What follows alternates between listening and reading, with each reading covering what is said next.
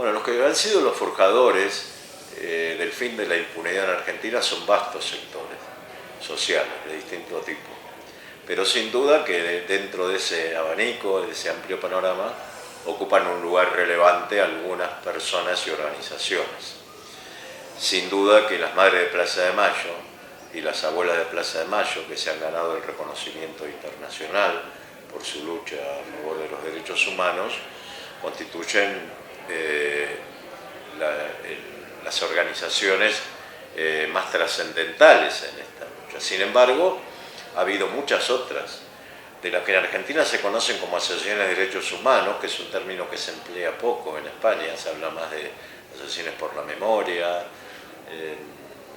foros por la memoria, pero no se emplea mucho el nombre de asociaciones por los derechos humanos, pero en Argentina sí, y hay diversas asociaciones de derechos humanos que nacidos antes de la dictadura, durante la dictadura o después de la dictadura han tenido un papel muy relevante en el fin de la impunidad. A mí me parece muy importante destacar a la Asociación de Detenidos Desaparecidos. Es una organización conformada por quienes estuvieron detenidos en los centros clandestinos de detención y que sobrevivieron a los mismos y se convirtieron en los juicios en testigos formidables porque son los únicos que podían visualizar con toda la dificultad del caso por el cautiverio en el que vivían y las condiciones tan difíciles en que lo hacían, eran los únicos que podían identificar a algunos represores. De hecho, las primeras listas de represores, y en gran medida las que existen actualmente, se deben a la identificación que han hecho de estas personas que han pasado por los centros clandestinos de detención y que fueron liberadas. Dentro de los centros clandestinos de detención, en donde se calcula que desaparecieron unas 30.000 personas, según una cifra simbólica, pero no precisa. Podrían ser 25.000, podrían ser 20.000, podrían ser más de 30.000, está perfectamente determinado. Decía que en estos centros clandestinos de detención había dos destinos: la desaparición, el asesinato, el paso a las cárceles legales, entre comillas, o bien la liberación, por distintos motivos, ¿no? Como ocurre en todos los fenómenos represivos, siempre finalmente se aleja gente en libertad de los centros de detención. Esta es otra fuerza importante. Otra fuerza muy importante, ya de la época que podríamos cifrar en el año bastante después del fin de la dictadura, estoy hablando del año 1996, son los hijos, es decir, los hijos de aquellas personas desaparecidas que tenían muy corta edad cuando sus padres desaparecieron y que cuando se hicieron ya jóvenes empezaron a constituir asociaciones de hijos en distintos lugares del país y se convirtieron también en una fuerza formidable de lucha contra la impunidad.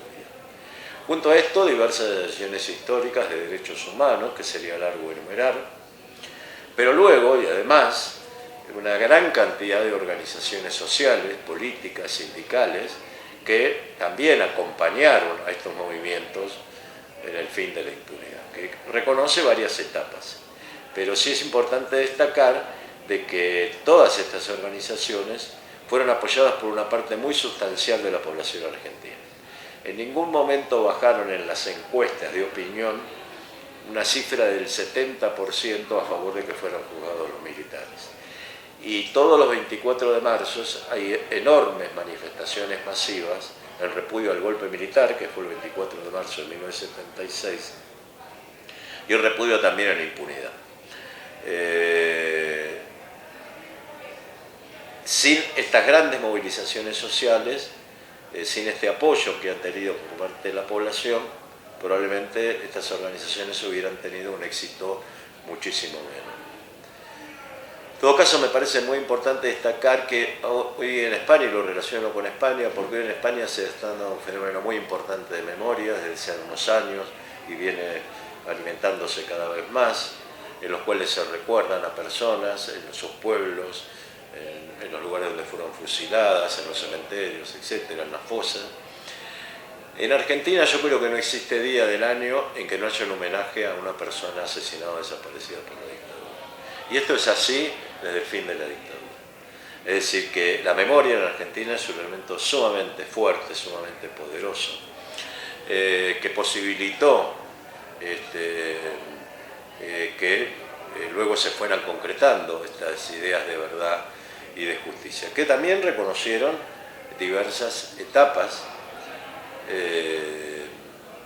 porque no es que un buen día se terminó la impunidad, esto tuvo diversas etapas, tanto desde el punto de vista político como desde el punto de vista judicial. Bueno, luego podemos quizás hablar de esto. En cuanto a mi participación, bueno, yo fui abogado en la causa que instruyó el juez Baltasar Garzón, que comenzó el 28 de marzo de 1996. Me parece importante destacar la fecha, porque fueron 20 años después del golpe militar en Argentina, que fue el 24 de marzo del 76, 4 días después del 20 aniversario. El juicio se inicia con una denuncia de un fiscal español llamado Carlos Castresana, al cual nosotros no conocíamos, asociaciones de argentinos que estábamos constituidas aquí, no conocíamos, y nos sorprende que por parte de él se hubiera interpuesto una denuncia en relación con los crímenes cometidos por la dictadura argentina, en base al principio de jurisdicción universal que existe en España para la persecución de los crímenes contra la humanidad. Nos sorprendió porque nosotros hacía tiempo que estábamos con la idea de iniciar una acción de este tipo, pero teníamos un fundado temor de que esto fuera rechazado por parte de la justicia española. Sin embargo, esto recae en el juez Baltasar Garzón. Para nosotros fue muy estimulante que así fuera, porque pensábamos en ese momento que con las batallas que Garzón ya había protagonizado contra distintos poderes era posible que llevara adelante esta acción, lo que efectivamente ocurrió. Y bueno, yo a raíz de eso me puse rápidamente en contacto, por un lado, con el fiscal Castresana, con el cual fuimos armando más la denuncia, que era muy precaria inicialmente, aportándoles mucho más datos, listas de desaparecidos, etc. Y me incorporé a la causa muy rápidamente. Junto conmigo se incorporaron otros abogados, diversas asociaciones, una asociación argentina y diversas asociaciones españolas, y a partir de ahí nosotros me parece muy importante destacar de que para nosotros tenía en ese momento el hecho de que se abriera un procedimiento en España en sí mismo ya era un triunfo enorme, ya era un testimonio de que había un juzgado en el mundo que estaba, aparte de que había ya en Francia y en Alemania y en Italia procedimientos judiciales contra represores argentinos por las víctimas de esas nacionalidades desaparecidas, este era un procedimiento que se hacía por todas las víctimas, es decir, un procedimiento de justicia universal por el conjunto de las víctimas independientemente de su nacionalidad. Y entonces el hecho de que se abriera el procedimiento y que luego Garzón se declarara competente, para nosotros ya había sido un gran éxito. Y no podíamos suponer realmente que este procedimiento iba a lograr tantos éxitos como posteriormente tuvo. Pero comenzó muy de a poco, comenzó como están haciendo ahora el procedimiento español, con el testimonio de algunas personas que empezaron a venir de Argentina. El procedimiento, digo, contra el franquismo en Argentina, ¿no? Me refería. Empieza un poco parecido, en forma parecida. Declaran primero personas que estaban en España, argentinos que estaban en España, habían sido víctimas de la dictadura. Luego llamamos a declarar personas que estaban en otros países de Europa por su cercanía. Luego empezamos a tratar de convencer a personas de los organismos argentinos de derechos humanos para que se hicieran presentes aquí. Las abuelas y las madres estaban golpeando puertas en todo el mundo y en Europa en particular, en diversos lugares. Y entonces empieza a venir cada vez más gente y se empiezan a mandar cada vez más testimonios desde Argentina y de distintos lugares del mundo donde había argentinos, hasta que Garzón dicta la primera orden internacional de detención, que lo hace contra un general argentino llamado Galtieri, uno de los que fue miembro de las juntas militares, y eso fue un año del procedimiento, y eso provocó un inmenso júbilo en Argentina. Determinó entonces de que empezaran a venir cada vez más personas, se mandaran cada vez más testimonios, y determinó un fenómeno curioso. Había surgido un personaje como Silingo, que en el año 95 empieza a decir de que él había tirado personas al mar, que era miembro de la Marina Argentina, y de que en la Marina Argentina, tal como decían los sobrevivientes de la Escuela de Mecánica de la Armada, que era el centro clandestino, que él empezaba a decir que efectivamente se tiraban sistemáticamente y todas las semanas cadáveres al mar, y que él había participado, cuerpos al mar, y que él había participado en el arrojamiento de 30 personas, que se las arrojaba vivas, se les ponía pentotal para adormecerlas. Bueno, ¿por qué Silingo de pronto se arrepiente, entre comillas, porque me parece como un gran arrepentido, ¿no? En realidad lo que nosotros, lo que le dio credibilidad a Silingo, porque ya otros militares y policías habían manifestado que habían visto cómo cometían crímenes diversos, ¿no? Torturas, desapariciones, etc. Pero ninguno se había autoinculpado. Y entonces el hecho de que él dijera yo también tiré, le dio mucha credibilidad. Y esto fue un golpe muy fuerte para la impunidad y para la dictadura, porque era un represor mismo el que decía, no solamente lo hicieron, sino yo lo sé porque yo también lo hice, ¿no? Entonces él empieza a, en lugar de ir a la cárcel, después de decir que tiró 30 personas vivas al mar, va a los noticieros, va a los programas de televisión, va a las radios, lo esperan periodistas en la puerta de su casa, después de que sale de los distintos lugares públicos a los que iba, en lugar de que hubiera un fiscal, un juez o un policía esperándolo, ¿no? Entonces Silingo empieza a crecerse cada vez más, es decir, se convirtió en una figura notoria, una figura pública, que aparte parecía que era un sincero arrepentido, y por tanto él empezó a jugar mucho ese papel, a creerse mucho ese papel, hasta que le instruyen una causa, no por los crímenes que cometió, sino por una estafa de unos videos ridícula, de una cantidad muy exigua de dinero, por la cual le meten un año preso. Le inventan una cosa. Entonces él, estando en la cárcel, que siempre se lo toma con mucha parsimonia y con mucha elegancia aparentemente, dice que muy bien, cuando yo salga de la cárcel voy a declarar ante el juez Baltasar Garzón, porque él es el único juez en el mundo que quiere realmente hacer justicia en relación con los crímenes cometidos por la dictadura argentina. Estamos hablando de que esto sucedió entre parte del 96 y parte del 97. Efectivamente, cuando sale de la cárcel, Silingo viene a España a presentarse a declarar ante Garzón, se presenta a declarar ante Garzón, bueno, hay una serie de incidencias ahí, sería un poco largo contarlas. Lo cierto es que al declarar, él dice que lo que quiere es que el Estado español traiga a su familia, que lo mantenga, que le dé una casa, que le dé... Y entonces Garzón le responde que él no va a poner ninguna condición. Bueno, todo eso tras haber declarado, reiterando las cosas que decía, y convencido de que él iba a salir en libertad y de que iba a ser acogido. Para su sorpresa, nosotros nos pusimos en una actitud muy firme en este sentido, pidiendo que se lo ponga en prisión. Planteamos al juez de que sería inexplicable que se lo dejara en libertad después de decir lo que decía, y efectivamente va preso. Y esto provoca un enorme impacto, porque es el primer preso tras los dictados de los indultos en Argentina.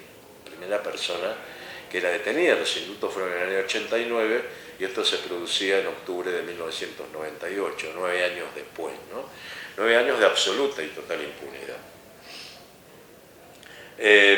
Bueno, ahí se inicia una serie de situaciones que no voy a relatar porque sería muy largo, pero que determinan que finalmente Silingo llegue a juicio. El juicio se celebra ante la Sala de lo Penal de la Audiencia Nacional y es condenado a 640 años de prisión. Él para esa época ya se había sacado la careta del arrepentido, decía que todo lo que había dicho era mentira, que lo había dicho porque lo habían convencido desde aquí para que viniera, para ayudar a la causa, pero en realidad nada de esto era cierto. En realidad tenía que ver con que él fue expulsado de la Marina Argentina porque se emborrachaba y bueno, era una cuestión muy personal la que está jugando. Bueno, en todo caso lo importante es que la Sala de lo Penal de Audiencia Nacional nos condena a 640 años de prisión y luego nosotros recurrimos ante el Tribunal Supremo esta sentencia porque solamente lo condena por los años, por los delitos consistentes en haber tirado 30 personas al mar, pero no lo condena como responsable en algún grado de participación criminal de los crímenes cometidos mientras él estuvo en la Escuela de Mecánica de la Armada, que fue durante un año, en las que él era jefe de automotores, los automotores con cuales se secuestraban las víctimas, entre las cuales se las llevaba luego, los camiones con los cuales se llevaba luego al aeropuerto para subirlas a los aviones. Es decir, tenía un papel activo en la represión, en la infraestructura de la represión. Y por tanto planteamos nosotros que tenía que ser condenado también por eso. Y efectivamente el Tribunal Supremo español, que ha sancionado la impunidad del franquismo, lo condena a 1084 años de prisión, si no me equivoco, una cifra similar, porque lo considera cómplice de decenas de delitos de secuestro, de tortura, de desaparición de personas. Ahí termina un poco la historia de Silingo. Es una historia que tiene que ver con que él viene a España por su propia voluntad, pero en el marco de lo que él entendía que era la impunidad absoluta de este tipo de crímenes. Al año siguiente se produce la detención de Pinochet. Es importante destacar que Pinochet es detenido por orden del juez Garzón, que no llevaba la causa de Chile, sino que llevaba la causa de Argentina, y que lo hace porque nosotros habíamos trabajado mucho en el operativo Cóndor, es decir, que la coordinación represiva entre las dictaduras de América Latina. Y entonces, en virtud de eso, que el juez Garzón solicita la detención de Pinochet, y luego el juez, que era llamado García Castellón, que llevaba la causa de Chile, se inhibe a favor de Garzón, que a partir de ese momento lleva las causas unificadas. Bueno, ocurre todo lo que es conocido en relación con Pinochet. Esto motiva una resolución muy importante de la Sala de lo Penal de la Audiencia Nacional de España, que declara por unanimidad la competencia de la justicia española definitivamente. Esto ocurre en el 98, y en el año 2000 nos comunican de que había aparecido un represor argentino, muy conocido por varios sobrevivientes también de la Escuela de Mecánica de la Armada, un marino argentino, llamado Ricardo Cavallo, que había aparecido en la televisión de México, publicitando, porque él estaba en una licitación para hacerse con la matriculación de los coches en México. Entonces él, para demostrar que su empresa era la que tenía las mejores condiciones, aparece en la televisión para defender esta postura. De pronto, de vuelta, esta gente pensaba que tenía la total impunidad. De pronto lo ven exiliados argentinos en México, se ponen en contacto con nosotros le pedimos al juez que estaba sustituyendo a Garzón en ese momento porque él estaba de vacaciones, si no me equivoco era el mes de agosto, agosto, casi seguro. Y bueno, tras una serie de días, de dudas, etc., el juez habla con Garzón le dice que sí, que de acuerdo, entonces dicta una orden de detención de este Cavallo a México en el marco de un pedido de extradición. Cuando se entera, porque los medios de difusión dan cuenta de que la justicia española iba a dictar una orden de detención o que se estaba tramitando, él intenta escapar. Entonces después nos enteramos cómo fue la secuencia, él intenta tomar un vuelo directo a Argentina, naturalmente huía a Argentina, el país donde cometió el crimen, a refugiarse, ¿no? Donde reinaba la impunidad.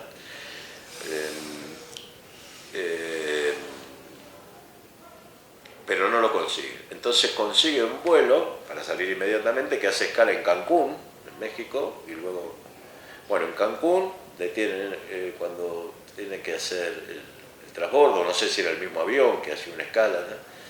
Lo detiene Interpol. Lo hacen bajar, y lo notable de todo esto es que lo hacen bajar porque él había utilizado un nombre falso. Y en lugar de Ricardo Miguel Cavallo, se hacía llamar Miguel Ángel Cavallo, con un afán de modificar su personalidad, su identidad. Lo cierto es que originalmente lo detiene la policía mexicana por utilización de nombre falso. Mientras tanto se estaba tramitando la llegada de la orden española de detención. Bueno, cuando llega la orden de detención, efectivamente se lo pone a disposición de la justicia mexicana. Hay un periodo de 3 años en el cual las distintas instancias de la justicia mexicana tramitan su extradición. Finalmente se le otorga en España la extradición. Cavallo llega a España, está preso en España durante otros 3 años, y cuando ya llegaba la etapa de que se lo podía juzgar, ya en Argentina se había comenzado el fenómeno de los juicios a los militares, piden desde Argentina que se lo entreguen, y contra nuestra oposición, porque creíamos que teníamos mejores condiciones para juzgarlo en ese momento aquí, pero la Audiencia Nacional decide enviarlo a Argentina. De tal modo de que Cavallo está ahora en Argentina, juzgado y condenado en Argentina. Bueno, esta es más o menos la historia en relación con estos dos personajes. Finalmente, ¿qué podemos decir de las enseñanzas que puede tener para España, para la lucha contra la impunidad del franquismo? Lo de la Argentina. Yo creo que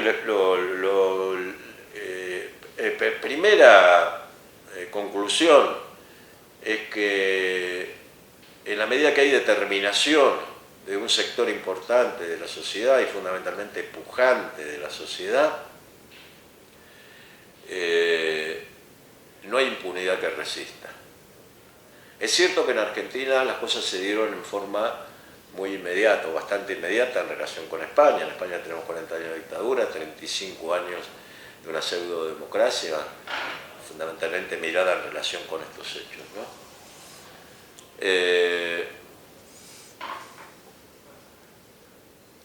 Pero si hay determinación, si hay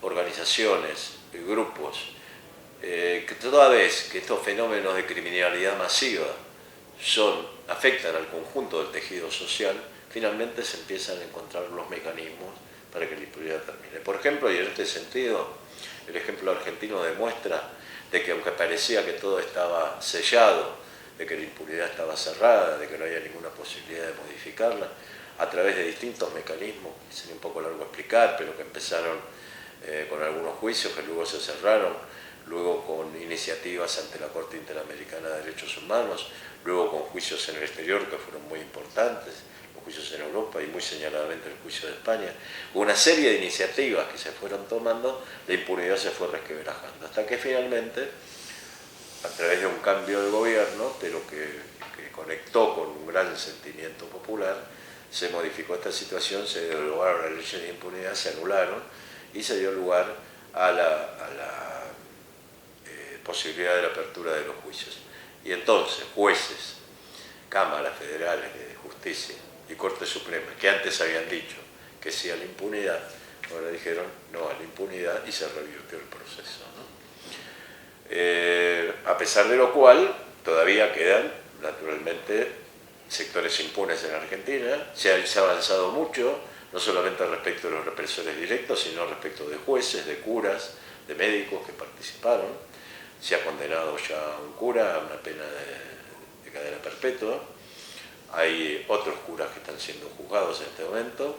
Hay varios jueces, fiscales, secretarios de juzgados. Es decir, en la medida que se ha roto la impunidad, esto se empieza a expandir. Y aparte se ponen de manifiesto cuáles fueron los sectores sociales, las empresas que apoyaron el golpe. Y esto empieza a ser no solamente una cuestión de justicia respecto de las víctimas estrictamente, sino un saneamiento de la sociedad, ¿no?